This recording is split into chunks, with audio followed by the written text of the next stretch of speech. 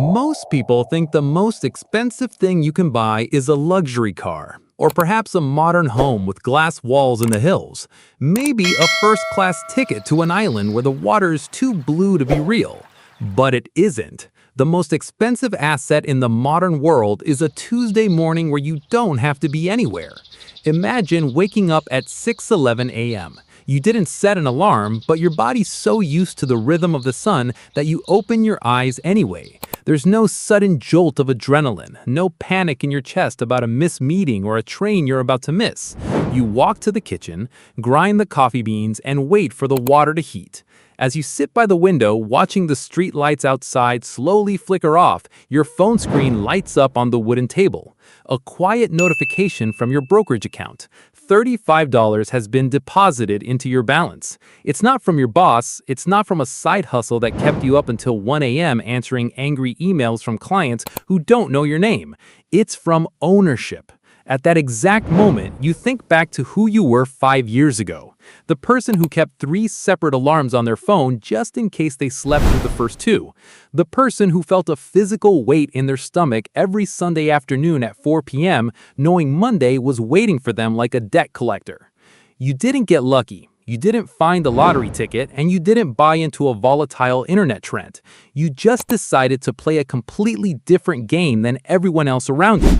A game where the prize isn't status, but silence. Let's go back to the beginning. You are 24 years old. For 2 years, you've lived like a shadow. While your friends leased brand new cars with monthly payments that devoured half their paychecks, you kept your dented hatchback with the squeaky fan belt. While they spent $150 every Saturday night at crowded bars to forget about their weak ways, you stayed home. You cooked your own meals. You kept your subscription services down to just 1 or 2. It wasn't easy. In fact, it felt lonely.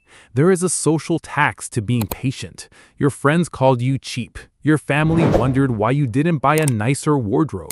But you managed to save $5,000. It's sitting in a basic, unglamorous brokerage account. To anyone else, $5,000 is a nice vacation to Mexico or a down payment on a couch they will eventually get tired of looking at. But you decide to do something incredibly boring. You put it into a broad market dividend index fund, a fund that tracks the largest, most stable companies in the country. No hype, just solid, unexciting business. At a conservative 4% annual yield, that $5,000 pays you $200 a year. When you tell your coworker about it over a lunch break, he looks at your phone screen, bites into a sandwich, and laughs. He says, $200? Bro, that's literally one dinner out. Why even bother saving for that?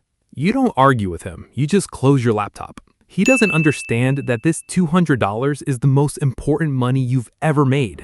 Why? Because every other dollar you've earned in your life required you to trade your sweat, your posture, your patience, and your finite time. You had to sit in traffic for those dollars. But this $200, it arrived while you were asleep. It paid for your water bill for the entire year. For the first time in your life, you realize that money isn't just paper to buy things with. It is a tool to buy back your life. 3 years pass. You are now 27. Your portfolio has grown to $30,000. Most of this didn't come from market growth. It came from your monthly paychecks. You systematically diverted a portion of your income before you ever had a chance to see it in your checking account. The rest came from those small dividend payments, which you never once touched. Instead, you turned on automatic reinvestment. Every time a company paid you a dividend, your account automatically bought tiny fractions of new shares. The machine was building itself, brick by brick, entirely on autopilot. At $30,000, your portfolio is paying you roughly $1,200 a year. One Sunday afternoon, you sit down at the kitchen table with a pen and a blank sheet of paper. You do the math. $1,200 a year means exactly $100 a month. You look around your small apartment. Your high-speed internet bill is $60. Your phone bill is $40. A quiet realization hits you. Your basic connection to the digital world is now entirely funded by your assets.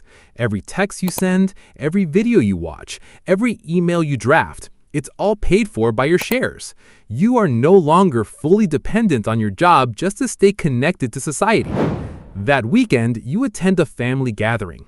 Your cousin is talking about his new leased SUV. He's excited, explaining the monthly payments, the premium sound system, and the leather seats. Everyone at the table nods, smiles, and congratulates him. You sit quietly, eating your food. Nobody asks about your old car, and you don't offer any details. You don't tell them that while your cousin just locked himself into a 5-year commitment of sending $700 a month to a dealership, your portfolio is quietly doing the exact opposite. You don't need their validation. The quietness of your life is validation enough. You are 31. You hit the milestone your younger self thought was reserved only for older, wealthy people. $100,000. 6 figures. At a stable 4% yield, your portfolio is generating $4,000 a year. That's enough to cover your entire grocery bill for 12 months. Every basket of food you carry out of the store, the eggs, the coffee, the bread, it's essentially free. Then, temptation arrives. A former classmate, Dave, messages you. He's found a specialized high-yield fund paying a massive 14% dividend. He tells you that if you move your $100,000 into it, you'll instantly make $14,000 a year instead of $4,000. Why settle for crumbs when you can have the whole cake, he texts. You open your laptop and look at the chart. The yield is real, but the company's stock price has been in a steep decline for 3 years. It's a classic yield trap. The company is struggling, losing market share, and paying out more than it earns just to keep investors from running away. You realize that if you chase that shiny 14%, you risk losing your hard-earned principal. You text Dave back, suggesting caution and explaining the risks of capital erosion. He replies with a laughing emoji, making a joke about you being too conservative, and goes ahead with his investment. 6 months later, that company cuts its dividend by 60% to avoid bankruptcy. The stock price plummets another 25%. Dave's investment is suddenly worth a fraction of what he put in, and his income stream is gone. Meanwhile, your boring, reliable index fund quietly continues its work. It doesn't make headlines. It doesn't make you look like a financial genius at dinner parties, but it keeps paying. At 6 figures, the rule is simple. If a yield looks too good to be true, it's not an opportunity, it's a warning. The slow, patient path always outlasts the shortcut. You are 35. Your portfolio has reached $300,000. At this level, the mathematics of compounding stop being an abstract concept on a graph. It becomes highly practical. Your investments are now paying you $12,000 a year. That's $1,000 a month. In most parts of the country, $1,000 a month pays your basic housing costs or covers a significant portion of a mortgage. Your basic shelter, the roof over your head, is secured. One afternoon, your manager walks into your office. The company is restructuring, stress levels are high, and he demands that everyone take weekend shifts for the foreseeable future. A few years ago, you would have felt a sudden panic in your throat. You would have immediately nodded, swallowed your frustration, and apologized for even looking stressed because you needed that job to survive. But today, you feel something different. You feel optional. You don't quit on the spot. You aren't reckless, but when you speak, your voice is calm, even, and polite. You set a firm boundary. You tell them you can help streamline the weekday workflow, but your weekends are committed elsewhere. Your manager looks surprised, but seeing your calm demeanor, he accepts your terms. When you walk to your car that evening, you realize the power of that $300,000. It didn't make you wealthy enough to buy a private jet, but it bought you something far more valuable, the ability to speak calmly. It gave you the power to say no without the fear of falling into financial ruin. Most people are one missed paycheck away from a crisis. You are years away from one. You are 40. Your account balance shows $800,000. At a 4% yield, your portfolio produces $32,000 a year. On a quiet evening, you open a tax calculator to plan for the upcoming season. You type in $32,000 under the section for qualified dividends for a single filer with no other active income. You hit calculate. The federal income tax owed shows up as $0. You double-check the rules. It's correct. In the United States tax code, qualified dividends are taxed at 0% for lower income brackets. while your colleagues are paying 22% or 24% on their hard-earned overtime hours. Every single dollar your portfolio generates at this level comes to you entirely tax-free. You sit back in your chair. You don't celebrate. You don't post a screenshot on social media. You just sit with the realization of how the financial system is built. The system is designed to tax active labor heavily while gently taxing invested capital. For 15 years, you worked hard, paid your taxes, and put your money to work. Now, the capital is doing the heavy lifting, and the tax code is finally working in your favor. You realize you don't need to reach millions of dollars to feel free. You just need enough to cover your cost of living with tax-advantaged income.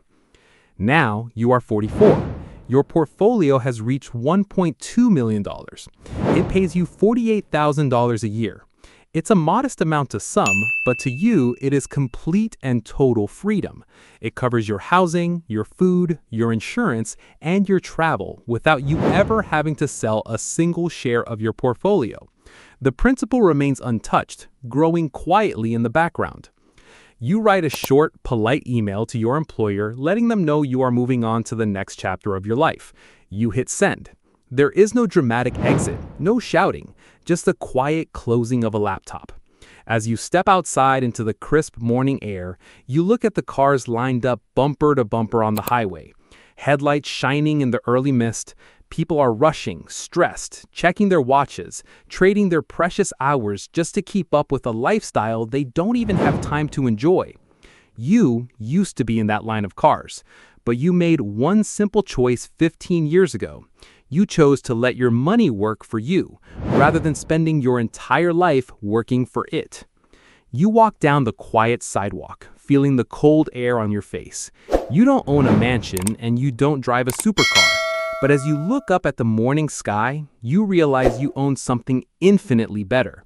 You own your mornings, forever.